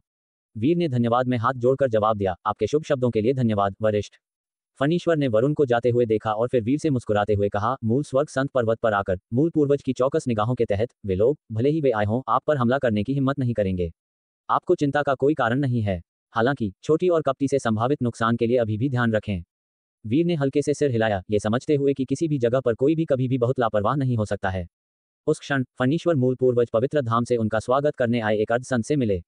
चोर संत पवित्र धाम और मिथ्या स्वर्ग संत धाम छोटे सहस्र लोक के 2 स्तंभ थे, और इस अर्ध संत ने फणीश्वर के साथ बहुत विनम्रता से व्यवहार किया। उन्हें वीर और उत्तराधिकारियों और संत कुमारियों के समूह को मूल पूर्वज पवित्र धाम में एक स्वागत कक्ष में ले गए, जिसे पहले से तैयार किया गया था। ये संत पर्वत अविश्वसनीय रूप से राजसी था, जिसमें इमारतें बिखरी हुई थीं। प्रत्येक व्यक्ति को अपने अलग आंगन में समायोजित किया गया था, आरामदायक और सहज। फणीश्वर ने अपने संत शिष्यों को निर्देश दिया, लड़ाई 3 दिनों में शुरू होती है। आप इन दिनों के दौरान घूम सकते हैं, लेकिन परेशानी मत खड़ी करना, अपने कार्यों को नियंत्रित करें और पकड़े न जाएं। उन्होंने चिंता व्यक्त की कि उन्हें इस जगह पर चोरी करने की खुजली हो सकती है। यदि वे पकड़े नहीं गए तो इसे नजरअंदाज किया जा सकता है, लेकिन यदि उनके कौशल परिष्कृत नहीं थे तो वे परेशानी को आमंत्रित करेंगे। बाद में उन्होंने वीर से कहा, मैं मिथ्या स्वर्ग संत कुमारी से मिलने जाऊंगा और देखूंगा कि क्या उन्होंने खुद को बाहर निकाल लिया है। वीर ने सिर हिलाया। मिथ्या स्वर्ग संत कुमारी का एहसान भी उनके दिल में अंकित था। कोई जरूरत नहीं है। तभी शून्य से एक आवाज आई और तुरंत बाद एक आकृति निवृत्त खंड से बाहर निकली। यह मिथ्या स्वर्ग संत कुमारी स्वयं थी। हालांकि उनके बाल बिखरे हुए थे, उनका शरीर ताजे खून से सना हुआ था और वह बेहद दुखद लग रही थी। फिर भी उनका भाव उदासीन था, जैसे कि उन्हें उन चोटों की परवाह नहीं थी जो उन्होंने सहन की थी। वीर की आंखें तुरंत तेज हो गईं और उनकी मुट्ठी थोड़ी कस गई। फणीश्वर ने एक नजर डाली और कहा, वीर, आप दयालु हैं। भले ही आप इस अवस्था में नहीं होते, फिर भी आप उनके एहसान को याद रखेंगे। मिथ्या स्वर्ग संत कुमारी ने अपनी भौहें उठाईं और उजागर होने पर उन्होंने अब और नाटक न करने का विकल्प चुना। उनकी चोटें तेजी से छितरा गईं और वह अपने पिछले अलौकिक रूप में लौट आईं। वीर ये देखकर राहत की सांस लेने से खुद को रोक नहीं पाए और कहा, यह अच्छा है कि वरिष्ठ को कोई नुकसान नहीं पहुंचा है। वीर को कोई घृणा नहीं बल्कि राहत दिखाते हुए देखकर मिथ्या स्वर्ग संत कुमारी की आंखों की गहराई में एक चमक चमक उठी। उन्हें एक गहरा रूप देने के बाद वह मुस्कुराए और कहा, सिर्फ उन आधे अधूरे त्रय अमर लोक संतों के एक जोड़े के साथ वे मुझे परेशान नहीं कर सकते। मुझे रखने के बारे में सोचना मूर्खतापूर्ण इच्छाधारी सोच से ज्यादा कुछ नहीं है। इसके अलावा वे मुझे एक कोने में धकेलने की हिम्मत नहीं करेंगे, क्योंकि चोर संत ने आपको नहीं बताया, यदि त्रय अमर लोक संतों को हताशा में लाया जाता है तो वे त्रय आपदा का आह्वान कर सकते हैं, जिससे स्वर्गिक साधना का पतन शुरू हो सकता है, जबकि यह आपसी विनाश की ओर नहीं ले जाएगा। ये कुछ ऐसा है जिससे हर कोई डरता है। वीर अचंभित थे, वह वास्तव में इन चीजों के बारे में नहीं जानते थे, लेकिन उन्होंने समझा कि फणीश्वर ने विस्तार से नहीं बताया क्योंकि ये मामले उनके लिए इस समय बहुत दूर थे और उन्हें जानना व्यर्थ था, केवल अनावश्यक भय को बढ़ावा देना था। यह अच्छा है कि आप सभी सुरक्षित हैं। अब मैं अपने शिष्यों को देखने जाऊंगी। क्या वे मेरे बारे में चिंतित थे? मिथ्या स्वर्ग संत कुमारी ने पूछा। फणीश्वर ने उदासीनता से जवाब दिया, वे बिल्कुल भी चिंतित नहीं थे। आप पूरी तरह से झूठ बोलने में असमर्थ हैं। मिथ्या स्वर्ग संत कुमारी ने अपनी आंखें थोड़ी घुमाई, फिर भी उनका रूप आकर्षण से भरा था। ये कहकर वह मुड़ी और गायब हो गई। पुराने मित्र। मिथ्या स्वर्ग संत कुमारी के जाने के तुरंत बाद फणीश्वर ने वीर को आंगन में आराम करने का निर्देश दिया और फिर अपने लिए व्यवस्थित संत सदन में आराम करने के लिए आंगन छोड़ दिया, जबकि कुछ पुराने दोस्तों से मिलने की भी योजना बनाई। वीर निष्क्रिय नहीं रहे और आंगन के भीतर कानूनों को परिष्कृत करना जारी रखने का इरादा किया। अगर वह अपनी ऊर्जा चैनलों की खेती करते तो उन्हें डर था कि यह संतों की ताक झांक को आकर्षित करेगा और चरम लोक के रहस्यों को प्रकट करेगा। आखिरकार खेती करते समय प्रक्षेपवक्र सीधे स्रोत तक पहुंचता है और समस्याओं को प्रकट करने के लिए सबसे आसान होता है। जल्द ही बाद मूल पूर्वज पवित्र धाम द्वारा सौंपा गया एक परिचित दरवाजे पर खटखटाया, धीमी आवाज में कह रहा था, मेरे स्वामी, आपका एक दोस्त मिलने आया है। वीर ने अपनी आंखें खोली, थोड़ा हैरान। अपनी दिव्य विचार की एक स्वीप के साथ उन्होंने देखा कि हर आंगन को निषेध द्वारा दिव्य विचार जांच से अलग किया गया था, जबकि वह जबरदस्ती तोड़ सकता था। ये निषेध स्पष्ट रूप से शिष्टाचार का मामला था, आपसी ताक झांक को रोकने के लिए। अगर कोई लापरवाही से निषेध को तोड़ता और चारों ओर स्वीप करता तो वे संभवतः मूल पूर्वज पवित्र धाम से एक चेतावनी को भड़काएंगे। हालांकि आंगन के बाहर कोई निषेध नहीं था और अपनी दिव्य विचार की एक झलक के साथ वीर ने कई चेहरे देखे जो परिचित लग रहे थे, आंगन के बाहर इंतजार कर रहे थे। बस इतना ही कि 10 साल बीत चुके थे और उनकी उपस्थिति कुछ हद तक बदल गई थी। जहां तक उनका सवाल है, शून्य के भीतर भाग जाने और अपने भौतिक शरीर को चरम तक विकसित करने के बाद वह बहुत धीरे धीरे बड़े हुए और परिवर्तन महत्वपूर्ण नहीं थे। क्या आपको लगता है कि वह हमें अभी भी याद करता है? वह कैसे भूल सकता है? जी रहस्यदेव ने पहले उनसे मुकाबला किया था और एक बार एक समान प्रतिद्वंद्वी थे, उनके लिए भूलना असंभव है ना? बिल्कुल, साथ ही वह जी परिवार के अपने लोगों में से एक है। चुप रहो, उसके बारे में बात मत करो। दरवाजे के बाहर जी रहस्यदेव और जी परिवार की अन्य प्रतिभाएं आपस में फुसफुसा रही थीं। उन्होंने पहले अमर द्वार को पार किया था, सभी आदिम पवित्र भूमि के संतों के अधीन शिष्य थे। कुछ लड़ाई में भाग लेने आए थे, जबकि अन्य चुने नहीं जाने के बाद देखने आए थे। वे जल्दी पहुंचे और अब वीर के निवास और गतिविधियों की तलाश कर रहे थे। जब से वीर समस्त स्वर्ग रंग क्षेत्र पर प्रसिद्ध हुए थे, सारस भवन द्वारा उनके ठिकाने की बारीकी से निगरानी की गई थी। कई शक्तियों ने वहां से वीर के बारे में जानकारी प्राप्त की थी। आखिरकार ये जानकारी जानबूझकर छिपी नहीं थी और इसने काफी हलचल मचाई थी। कई लोग जानते थे कि वीर को नीलांचल क्षेत्र में पहले स्थान पर रखा गया था और अब वह चोर संत पवित्र धाम में छिपा हुआ था। ओह, तुम भी यहाँ हो। पीछे से कई आकृतियां पहुंची, जिनका नेतृत्व जैना ने किया। जी रहस्यदेव और अन्य को आंगन के बाहर इंतजार करते देखकर उनकी आंखें थोड़ी झिलमिला उठीं। वह पहले ही जान चुकी थी कि वे उस युवा व्यक्ति के बारे में काफी चिंतित थे, जिसकी उसके पिता सम्राट युग परवाह करते थे, लेकिन उसने उम्मीद नहीं की थी कि वह उससे मिलने के लिए उसके आने के तुरंत बाद पहुंचेंगे। राजकुमारी जैना। जी रहस्यदेव ने उन्हें देखते ही हल्के से सिर हिलाया। वह आदिम पवित्र भूमि की एक संत कुमारी थी, जिनका दर्जा बहुत ऊंचा था, लेकिन वह इस बार स्वर्गिक प्रतिभा संग्राम में भाग लेने के लिए बहुत बूढ़ी थी। संत कुमार जी रहस्यदेव। जैना ने बदले में सिर हिलाया, ये जानते हुए कि उनका जन्म प्राचीन पवित्र वंश में हुआ था, जिनके पूर्वज संत हैं जैसे उनका जी परिवार। आदिम पवित्र भूमि के अंदर जी रहस्यदेव ने असाधारण प्रदर्शन दिखाया था। एक शिष्य बनने के तुरंत बाद उन्होंने तेजी से बाधाओं को तोड़ा और उनकी खेती आसमान छू गई। संप्रदाय के भीतर विभिन्न प्रतियोगिताओं में उन्होंने एक चमकदार धार प्रदर्शित की, जल्दी से एक संत कुमार बन गए। अब कई युवा संत कुमारों के बीच वह शीर्ष क्रम में से एक हैं। संप्रदाय के भीतर असीम संभावनाओं वाले इस संत कुमार के लिए वह स्वाभाविक रूप से एक संबंध विकसित करने के लिए तैयार थीं। साथ ही चूंकि दोनों नश्वर लोक से थे और प्राचीन पवित्र वंश में पैदा हुए थे, उनका एक दूसरे के साथ एक अच्छा संबंध था। क्या आप उनसे अच्छी तरह से परिचित हैं? जैना ने उत्सुकता से पूछताछ करने के लिए इस अवसर का लाभ उठाया। हर दिन संप्रदाय में अपनी खेती में व्यस्त रहने के कारण बातचीत के अवसर बहुत नहीं थे। जी रहस्यदेव ने शांति से जवाब दिया, एक प्रतिद्वंद्वी और एक दोस्त भी, कम से कम मुझे तो यही लगता है। पहले वीर से हारने के बावजूद वह उस दृश्य को कभी नहीं भूलेंगे। इसके बजाय यह उनकी खेती के लिए प्रेरणा बन गया था। जब भी कठिनाइयों और असफलताओं का सामना करना पड़ता था तो वह गर्वित और अटूट आकृति उनके दिमाग में उभरेगी। जी रहस्यदेव के शब्दों को सुनकर ज़ैना की आंखें थोड़ी झिलमिला उठी, जो उन्होंने अनुमान लगाया था उसके साथ निकटता से मेल खाती थीं। वह शालीनता से मुस्कुराई, मैंने सुना है कि उन्होंने बौद्ध संप्रदाय को नाराज कर दिया था और पहले शून्य संत द्वारा पीछा किया गया था। मुझे चिंता थी कि वह आने की हिम्मत नहीं करेंगे। हिम्मत नहीं। उनके शब्दों को सुनकर जी रहस्यदेव ने अपने शांत चेहरे पर एक हल्की मुस्कान दिखाई दी। दुनिया में ऐसा कुछ भी नहीं है जो वह करने की हिम्मत नहीं करेंगे। सिर्फ इतना ही कि उन्होंने एक संत को नाराज करने की हिम्मत की, ये कुछ ऐसा है जिससे मैं और अन्य लोग तुलना करने में शर्मिंदा हैं। ज़ैना थोड़ी चौंक गईं, उनके दिल में संदेह की एक झलक थी। एक संत को नाराज करने में क्या प्रशंसा थी? उनकी प्रतिक्रिया को देखकर ऐसा लगा कि चाहे सही हो या गलत, उन्होंने एक महान प्रशंसा रखी, जो एक प्रतिद्वंद्वी के लिए सम्मान की तरह नहीं, बल्कि एक प्रशंसा की तरह लग रहा था। लेकिन क्या जी रहस्यदेव, आदिम पवित्र भूमि के लोकप्रिय और गर्वित संत कुमार, किसी की प्रशंसा कर सकते थे? ज़ैना ने गुप्त रूप से अपना सिर हिलाया, इन विचारों को एक तरफ रख दिया। वह युवा व्यक्ति से अच्छी तरह परिचित नहीं थी, मुश्किल से शब्दों का आदान प्रदान किया था। लेकिन जब उन्होंने पहले अमर द्वार को पार किया था तो उन्होंने पहचान लिया था कि युवा व्यक्ति की प्रतिभा अत्यंत भयानक थी, एक अद्वितीय कौतुक, और इस प्रकार वह भी इस अवसर का उपयोग करके उनके और जी परिवार के बीच के संबंधों को मजबूत करना चाहती थी। आखिरकार, चूंकि उन्होंने एक दशक से अधिक समय तक नश्वर लोक छोड़ दिया था और हालांकि उनका उसके पिता के साथ संबंध था, लंबे समय तक संपर्क की अनुपस्थिति ने उनके रिश्ते को कमजोर कर दिया होगा। अपने दिमाग में ऐसे विचारों के साथ ज़ैना ने दरवाजे पर परिचय को अपने कारण बताए और शांति से इंतजार किया। इस बीच आंगन के अंदर वीर पहले ही उठ चुके थे और गेट खोलने वाले थे। जी दिव्यवीर। जब गेट खुला तो जी रहस्यदेव ने परिचित चेहरा देखा, उनकी आंखें उदासीनता से गंभीर एकाग्रता में बदल गईं।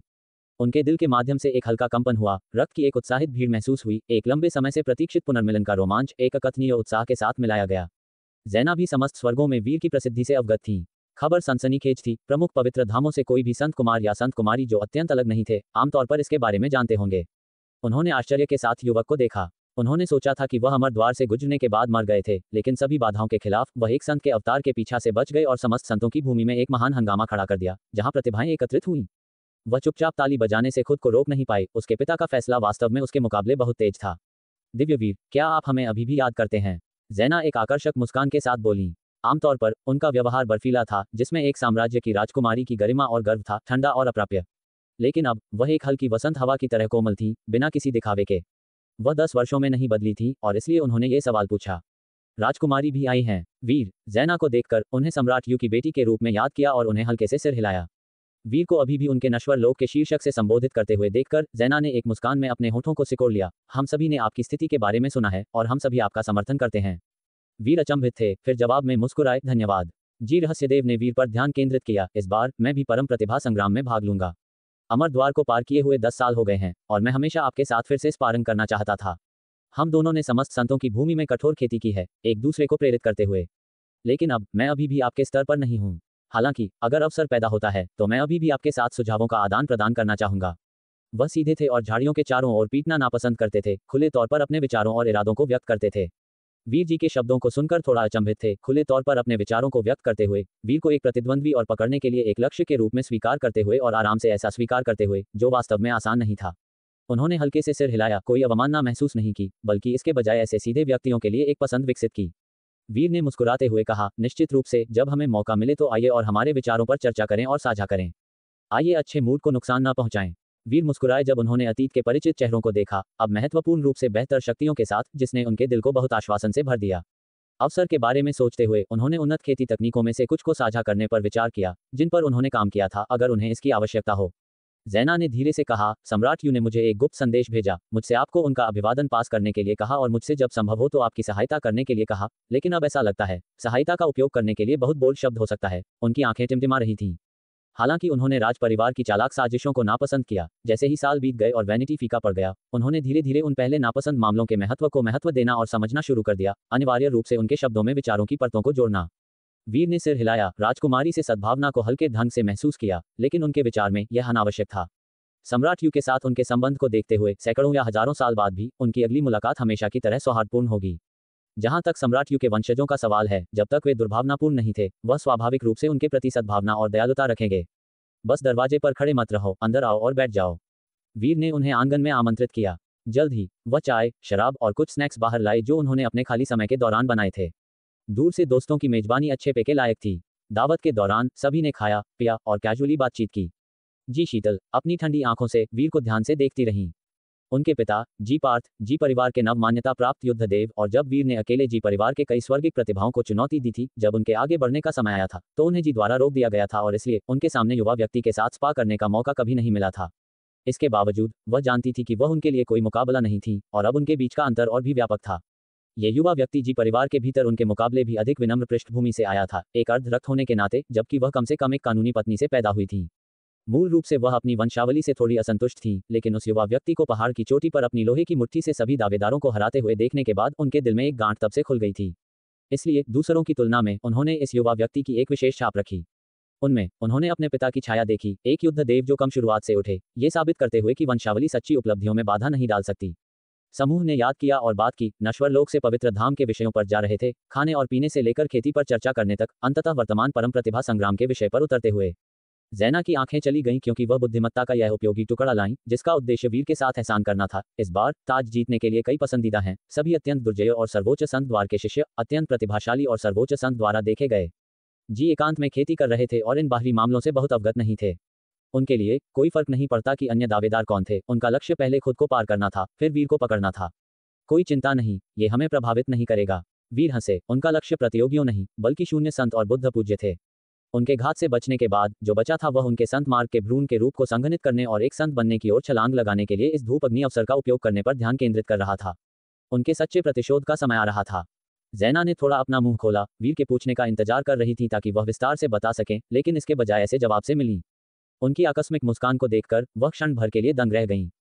क्या उनका पहला स्थान के लिए प्रतिस्पर्धा करने का इरादा नहीं था, या क्या वह अति आत्मविश्वासी थे? एक संक्षिप्त विचार के बाद उन्होंने खुद बातचीत का नेतृत्व करने और बुद्धिमत्ता को प्रकट करने का फैसला किया। लेकिन ऐसा करने से यह उनकी अपनी पहल थी, बजाय इसके कि वीर पर उनका एहसान हो।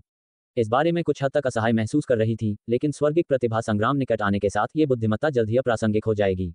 भले ही वह कोई आभार अर्जित न कर सकें, उन्होंने आशा व्यक्त की कि वीर तैयार रहेंगे। जैना द्वारा उल्लिखित विभिन्न चीजों को सुनकर जी का चेहरा गंभीर हो गया, इस बात पर अविश्वास करते हुए कि वीर के अलावा सर्वोच्च संत द्वार के अधीन ये शिष्य भी दुर्जय थे। वह आत्मविश्वास से भरे थे, सोच रहे थे कि वह शीर्ष 10 में जगह बना सकते हैं, लेकिन अब उन्हें अनिश्चित महसूस हुआ। अगर वह शीर्ष 10 में भी जगह नहीं बना सकते थे तो वह शर्मिंदा महसूस किए बिना वीर के साथ स्पा का सामना कैसे कर सकते थे? चाय पीते ही उनका भाव भारी हो गया। अचानक माहौल गंभीर होते देखकर वीर ने कुछ हद तक असहाय महसूस किया। ये पुराने दोस्तों का एक जॉयफुल मिलन होना चाहिए था, फिर भी अब ये भारी विचारों से प्रभावित लग रहा था। जो शक्तिशाली है उसे शक्तिशाली रहना चाहिए, और हवा अभी भी पहाड़ों पर ब्रश करेगी। ये सिर्फ एक प्रतियोगिता है, जीवन का अंत नहीं है।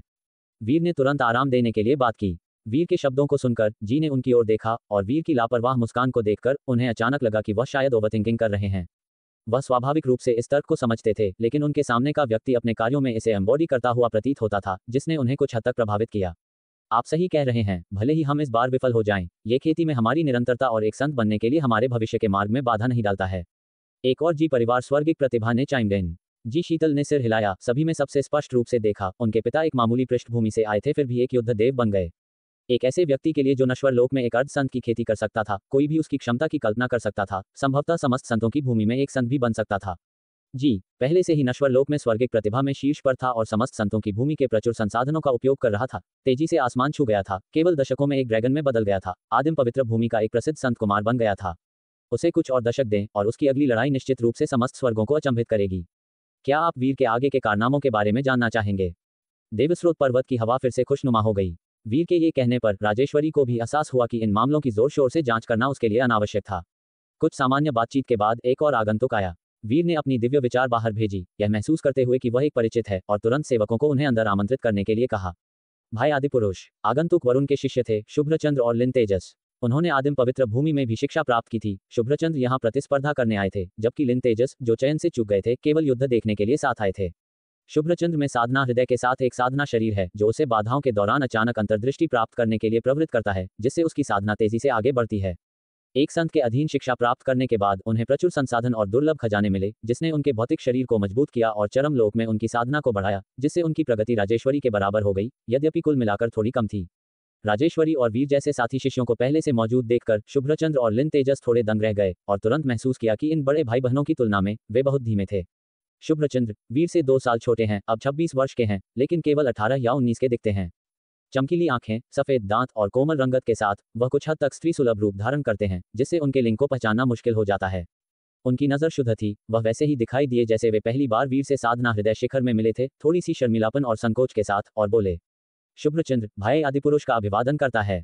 हम सब एक ही उम्र के हैं, औपचारिकताओं की कोई आवश्यकता नहीं है। वीर मुस्कुराया और उसे मेज पर एक आसन लेने का इशारा किया। शुभ्रचंद्र का चेहरा थोड़ा लाल हो गया, जैसा कि उन्होंने कहा, मेरे गुरु ने कहा था कि हालांकि आप उनके शिष्य नहीं हैं, वह चाहते हैं कि हम आपके साथ वैसा ही व्यवहार करें जैसा हम उनके साथ करते। वीर चौंक गए, थोड़ा असहाय होकर उन्होंने कहा, आप यहाँ 10 साल से हैं और आपको अभी भी अपने गुरु के शब्द याद हैं। एक दिन का गुरु, जीवन भर का पिता, मैं भूलने की हिम्मत नहीं करता।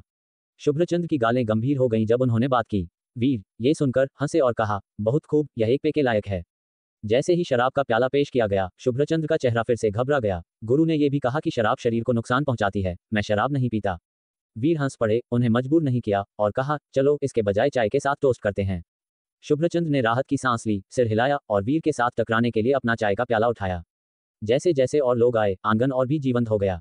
हालांकि शुभ्रचंद्र और लिन तेजस के आने के तुरंत बाद एक और आगंतुक दिखाई दिया। वीर की दिव्य विचार बाहर गई, महसूस किया कि यह अभी भी एक परिचित है। वह हंसे बिना नहीं रह सका, सेवकों को जल्दी से उन्हें अंदर आमंत्रित करने के लिए कहा। इस बार आगंतुक खड्ग साधु पवित्र धाम से थे। सोनल अपने दादा लिन वरिष्ठ और सोमनाथ जैसे विभिन्न रसायनियों के साथ थीं। वीर के आंगन में इतने सारे लोगों को देखकर सोनल और अन्य लोग हैरान रह गए। राजेश्वरी और अन्य भी कुछ आश्चर्य के साथ मुड़े, ये देखते हुए कि ये चेहरे उनके मूल अमर द्वार से पार होने वाले नहीं थे। जाहिर तौर पर वे लोग थे जिनसे वीर सहस्राष्ट्र की भूमि में मिले थे। सुना था कि तुम यहाँ हो, इसलिए हम तुम्हें देखने आए हैं। सोनल ने मेज पर बैठे युवा को देखा, ध्यान से देखा और धीरे से कहा, क्या तुम्हारी यात्रा यहाँ सुचारू थी? खड्ग स्वामी के व्यक्तिगत अनुरक्षण के साथ हमें कोई समस्या नहीं आई। रास्ते में हमें जो भी दानव मिले, खड्ग स्वामी ने एक ही बार में साफ कर दिए। सोनल ने कहा, खड्ग स्वामी भी आए? वीर कुछ हैरान थे, खड्ग साधु नहीं आए थे? क्या ऐसा हो सकता है कि वह पवित्र धाम की रक्षा के लिए रुके थे? इस मत्स्य साथी को फिर से देखने के बारे में सोचते हुए वीर को भी काफी खुशी महसूस हुई। ये तुम्हारे दोस्त हैं? सोनल ने राजेश्वरी, शुभ्रचंद्र और अन्य की ओर देखा, यह महसूस करते हुए कि वे सभी असाधारण रूप से प्रतिभाशाली आदिपुरुष थे, और वीर के इतने सारे दोस्तों को देखकर उसकी आंखें थोड़ी फड़फड़ाईं और उसने अपने निचले होंठ को काट लिया। हाँ, वीर ने सिर हिलाया। सोनल, वृद्ध श्रीलिन वरिष्ठ और अन्य को बैठने के लिए आमंत्रित किया, और मूल रूप से विशाल आंगन अचानक थोड़ा भीड़भाड़ वाला लगने लगा। जल्द ही फाटक के बाहर से एक संदेश आया। वीर ने देखा और यह जानकर आश्चर्य हुआ कि अर्जुन और चीता भी आ गए थे। वीर ने अपनी भौहें थोड़ी ऊपर उठाईं। उनका अर्जुन से कोई लेना देना नहीं था, लेकिन बिना किसी द्वेष के वह उनकी यात्रा को स्वीकार कर सकते थे। हालांकि चीता का आगमन थोड़ा अप्रत्याशित था। वीर के भीड़ भरे आंगन को देखकर अर्जुन, चीता और अन्य स्पष्ट रूप से दंग रह गए। उन्होंने सोचा था कि वीर बुद्ध संप्रदाय को नाराज करने के कारण शायद दूसरों द्वारा शंड होंगे और एक सुनसान अवस्था में होंगे, लेकिन उनकी उम्मीदों के विपरीत ये बहुत जीवंत था। भाई आदिपुरुष, मैं अर्जुन हूँ, नीलांचल क्षेत्र से भी, हमें आधा सहकर्मी शहरवासी माना जा सकता है। अर्जुन ने विनम्रतापूर्वक झुककर सज्जन और अत्यंत विनम्र दिखाई दिए। वीर ने भी अभिवादन किया। उनके पीछे राजवंश के आदिपुरुष को देखकर उन्हें भी बैठने के लिए आमंत्रित किया। चीता ने वीर को देखा, उनका भाव जटिल था। राजवंश के युद्ध के दौरान उन्होंने अपनी ताकत छिपा ली थी और पहला स्थान वीर को दे दिया था, ये सोचकर कि यह उनकी अपनी रियायत थी, लेकिन बाद में महसूस किया कि अगर उन्होंने गंभीरता से प्रतिस्पर्धा की होती तो भी वह उनका मुकाबला नहीं कर पाते। वीर द्वारा उन्हें हराने के बावजूद वह पूरी तरह से आश्वस्त थे और वीर के प्रति कोई दुश्मनी नहीं रखते थे। ये यात्रा वास्तव में वीर को एक चेतावनी देने के इरादे से थी। जुड़वां बुद्ध पुत्र का पुनर्जन्म हुआ है। मैंने सोचा था कि तुम आने की हिम्मत नहीं करोगे, फिर भी तुम यहाँ हो। मैंने सुना है कि जुड़वां बुद्ध पुत्र ने पिछले जीवन से संत मार्ग विरासत में मिला है और उसकी ताकत पहले से भी अधिक भयानक है। अगर तुम उससे मिलते हो तो तुम्हें सावधान रहना चाहिए। चीता ने चेतावनी दी। यह उनके गुरु द्वारा बताई गई गुप्त जानकारी थी। निश्चित रूप से वीर को उम्मीद नहीं थी कि दूसरा व्यक्ति अच्छे इरादों के साथ आएगा, और ये देखकर उन्होंने ठंडा चेहरा नहीं दिखाया बल्कि सिर हिलाया। चीता के बोलने के बाद उन्होंने फिर से वीर की मेज पर लोगों को देखा। उनका भाव जटिल था। वीर की वर्तमान स्थिति को देखते हुए दो प्रमुख पवित्र धामों ने उनके प्रति शत्रुता रखी हुई थी, फिर भी इतने सारे लोगों को पास आने की हिम्मत करते देखना आश्चर्यजनक था, खुद को जलने के डर के बिना। मैं विदा लेता हूँ। चीता बोलकर समाप्त हुए, रुके नहीं और जाने के लिए मुड़ गए। क्या आप एक पे के लिए रुकेंगे? उन्हें अकेले जाते देखकर वीर ने अचानक बात की, इस शराब का स्वाद काफी अच्छा है। चीता का शरीर थोड़ा रुका, उनका भाव काफी हद तक शांत हो गया, ये जानते हुए कि पिछले झगड़े अब पूरी तरह से समाप्त हो गए थे। वह अपनी जगह पर रुक गए और कहा, तो फिर स्वाद लेते हैं। वीर ने थोड़ी सी मुस्कान दी और उन्हें बैठने के लिए आमंत्रित किया। यहाँ की हलचल को आसपास के आंगन में अन्य संत ने देखा। लिन वरिष्ठ, जो थोड़ी देर से आंगन में साधना कर रहे थे, वीर को खोजने आए, उन्हें टहलने के लिए आमंत्रित करना चाहते थे। हालांकि आगमन पर उन्होंने वीर के आंगन को मेहमानों से भरा देखा। वह कुछ हद तक दंग रह गए, उनकी आंखें अविश्वास में चौड़ी हो गईं। ये संत और संत कुमारी, जो आमतौर पर शांति पसंद करते थे और अपनी साधना पर केंद्रित थे, उनके बहुत कम दोस्त थे। फिर भी वीर का आंगन एक सब्जी बाजार जितना व्यस्त था। शून्य से थोड़ी दूरी पर दो आकृतियां अगल बगल खड़ी थीं। फणीश्वर ने वीर के आंगन की ओर देखा, असाधारण जीवंतता को देखते हुए और सभा के बीच में मुस्कुराते हुए युवा को देखकर एक व्यर्थ व्यक्ति की तरह पीते हुए, आजादी से चेक करते और हंसते हुए उनकी आंखों में एक मुस्कान की झलक दिखाई दी। लगता है वह काफी लोकप्रिय है, सूर्यदेव संत ने टिप्पणी की, जिन्होंने दृश्य भी देखा था। फणीश्वर ने मुस्कुराते हुए जवाब दिया, वह मृत्युलोक में भी ऐसे ही थे। ऐसा स्वभाव वास्तव में किसी को पसंद करने योग्य बनाता है, सूर्यदेव संत ने धीरे से टिप्पणी की। उन्होंने अनगिनत लोगों को देखा था और एक नज़र में बता सकती थी कि वीर का स्वभाव काफी मिलनसार था, अन्य दूर आदिपुरुषों के विपरीत जिनसे संपर्क करना मुश्किल था। फणीश्वर की मुस्कान थोड़ी फीकी पड़ गई, जैसे कि उन्होंने कुछ सोचा हो, और उन्होंने बस सिर हिलाया।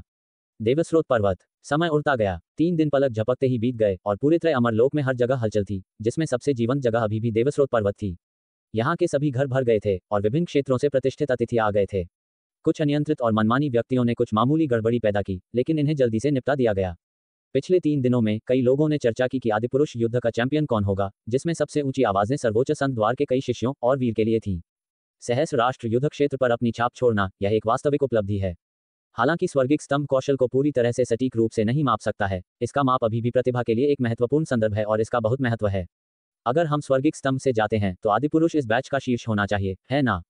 स्वर्गिक स्तंभ सिर्फ एक संकेतक है, पूर्ण नहीं, अन्यथा प्रतिस्पर्धा करने की परवाह क्यों करें? बस स्वर्गिक स्तंभ पर एक हथेली की छाप छोड़ दें। ये सही है, स्वर्गिक स्तंभ केवल कुछ ऊपरी सीमाओं का प्रतिनिधित्व करता है। युद्ध एक तरफा नहीं होता है और प्रतिस्पर्धा के समय की मानसिकता भी एक प्रभाव डाल सकती है। इन आदिपुरुषों की मानसिकता आम लोगों की तरह आसानी से परेशान नहीं होती है। उसकी प्रशंसा करना बेकार है। आदिपुरुष शायद दिखाई भी न दे, याद रखें, वह बहुत अभिमानी था और बुद्ध क्षेत्र और हमारे शून्य पवित्र धाम दोनों को नाराज कर दिया था। अभी वह कहीं छिपा हो सकता है, अपनी पूंछ अपने पैरों के बीच दबाकर। और कहाँ हो सकता है? शायद उस चोर शून्य पवित्र धाम में छिप रहा हो। देवस्रोत पवित्र धाम के अंदर सभी क्षेत्रों में चर्चा हो रही थी। गुरु, क्या आदिपुरुष आ गया है?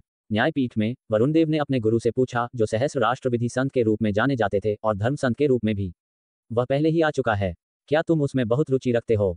धर्म संत की आंखें ऐसी लग रही थी जैसे उनमें तारे निलंबित हों, जिनमें हजारों शानदार रोशनी समाई हुई थी, और उन्होंने एक उदासीन मुस्कान के साथ कहा। वरुणदेव ने सहस्र राष्ट्र युद्ध क्षेत्र में अपने अवलोकन को याद किया, जहां दूसरे पक्ष ने एक इशारे से हरित मृगराज को दबा दिया था। उस शक्ति ने उनके भीतर प्रतिस्पर्धा की एक मजबूत इच्छा को प्रज्वलित किया था। हाँ, मैं वास्तव में देखना चाहता हूं कि वह कितना दुर्जय है। युद्ध क्षेत्र पर एक लाल निशान छोड़ रहा है, वरुणदेव ने स्पष्ट रूप से कहा। इस यात्रा पर तुम्हें उससे मिलने का मौका मिलेगा, धर्मसंत ने एक मुस्कान के साथ कहा, जैसे कि वह स्वर्ग के कुछ कानूनों का पालन करते थे और भविष्य को देखते थे। वरुणदेव की आंखें चमक उठीं। उनके गुरु ज्योतिष और भविष्यवाणी में अत्यंत कुशल थे और उनके शब्द आमतौर पर दुर्लभ त्रुटियों के साथ बहुत सटीक होते थे। न्यायपीठ में कहीं और एक लंबे एकांतवास के बाद ऐसा लगता है कि कुछ अनियंत्रित नवागंतुक बाहर आ गए हैं। एक आकृति लंबी और सीधी खड़ी थी, सफेद कपड़ों में कपड़े पहने हुए, जलती हुई धूप से खुद को शुद्ध कर रही थी, शांत और शांति की आभा के साथ अच्छी तरह से व्यवहार कर रही थी, और हालांकि उसकी आंखें बल्कि ठंडी और तेज थी, उसने तर्कसंगतता और शांति की एक मजबूत भावना को उजागर किया। निश्चित रूप से कहा जाता है कि उसने केवल साधना कानून लोक में होने पर भी संतों को चुनौती दी, और न तो बुद्ध क्षेत्र और न ही शून्य पवित्र धाम ने उसका पीछा किया। वे काफी उदार हैं, संतों की करुणा रखते हैं, नौकरानी ने आज्ञाकारी रूप से कहा। उसकी आंखों में थोड़ी सी नाराजगी थी। संत मार्ग के नियमों को चुनौती देना आत्मविनाश की तलाश है। बुद्ध क्षेत्र भी एक कनिष्ठ को बिना कठोर दंड के चुनौती देने की अनुमति देता है। कानून भावनाओं को इंडल्ज नहीं करता है, ऐसी सहनशीलता बुराई को सहने के बराबर है। यह एक सलाह का समय है, सफेद कपड़ों में युवा ने ठंडे लहजे में कहा। घटना के बारे में सुनकर किसी भी पक्ष से खुश नहीं था। धर्मस्वामी के एक शिष्य के रूप में उनके गुरु स्वर्गिक साधना नियम की साधना करते थे। संतों सहित सभी चीजों को उनके गुरु के नियमों का पालन करना चाहिए, और अब कोई उन्हें तोड़ रहा था। दुनिया केवल एक शतरंज पट है, सभी चीजें मोहरे हैं जिन्हें जीत या हार निर्धारित करने के लिए शतरंज साधना के नियमों का पालन करना चाहिए। यदि नियमों का पालन नहीं किया जाता है तो जीत या हार का क्या अर्थ है? सफेद कपड़े में युवा के सामने, शतरंज पट के सामने जहां धूप जलती थी, एक शतरंज पट था, और उसकी पतली उंगलियों ने मोहरे उठाए और उन्हें नीचे रखा। उसकी शतरंज साधना उत्कृष्ट थी, फिर भी वह केवल खुद के खिलाफ खेल सकता था, क्योंकि उसके खिलाफ खेलने में सक्षम किसी को ढूंढना अत्यंत कठिन था। गुरु कहाँ हैं? सफेद कपड़े में युवा ने अचानक पूछा, जैसे ही उसने एक मोहरा हिलाया। अगर उसके गुरु को इस मामले के बारे में पता होता तो वह निश्चित रूप से खड़े नहीं होते। धर्मस्वामी स्वर्गिक साधना के सिद्धांतों को समझने के लिए गए। अगर संत इस आदिपुरुष युद्ध में भाग लेता है तो धर्मस्वामी शायद समय पर लौट आएंगे, नौकरानी ने कहा। उसका सिर झुका हुआ था। युवा का भाव ये सुनकर थोड़ा शांत हो गया। उसके गुरु के व्यस्त होने के कारण कोई आश्चर्य नहीं कि कोई इंडल्जेंस नहीं था। गुरु सर्वोच्च संत के स्तर पर पहुंच गए हैं, स्वर्गिक साधना को धर्मग्रंथ के रूप में अध्ययन कर रहे हैं। ये संत नहीं जानते कि मेरे गुरु द्वारा स्थापित कानून स्वर्गिक साधना नियम है, जिसका सभी चीजें अनुपालन करती हैं। इसके खिलाफ जाने से केवल आत्मविनाश होगा। वसंत, शरद ऋतु, शीतकाल, ग्रीष्म ऋतुओं को क्रम में घूमना चाहिए, उन्हें स्वेच्छा से कैसे बाधित किया जा सकता है? उसकी आंखें ठंडी और तेज थी क्योंकि उसने फिर से एक मोहरा उठाया, इसे बोर्ड पर भारी रूप से रखते हुए। अगर मैं कभी इस व्यक्ति से मिलता हूं तो मैं निश्चित रूप से उसे बताऊंगा कि साधना कानून लोक में एक को साधना कानून लोक के नियमों का पालन करना चाहिए। देवस्रोत पवित्र धाम में एक और गुप्त गुफा हवेली में। गुफा हवेली की गहराई में एक पत्थर की दीवार है जिसके सामने एक युवा बैठा है, अपनी साधना से जाग रहा है। जाओ, समय लगभग सही है, तुम्हारा विरोधी इस बार कम नहीं आंका जाना चाहिए, तुम व्यक्तिगत रूप से पौराणिक षष्ठम चरमलोक का अनुभव कर सकते हो। सफेद बालों वाले बूढ़े व्यक्ति ने पत्थर की दीवार के सामने शांति से कहा।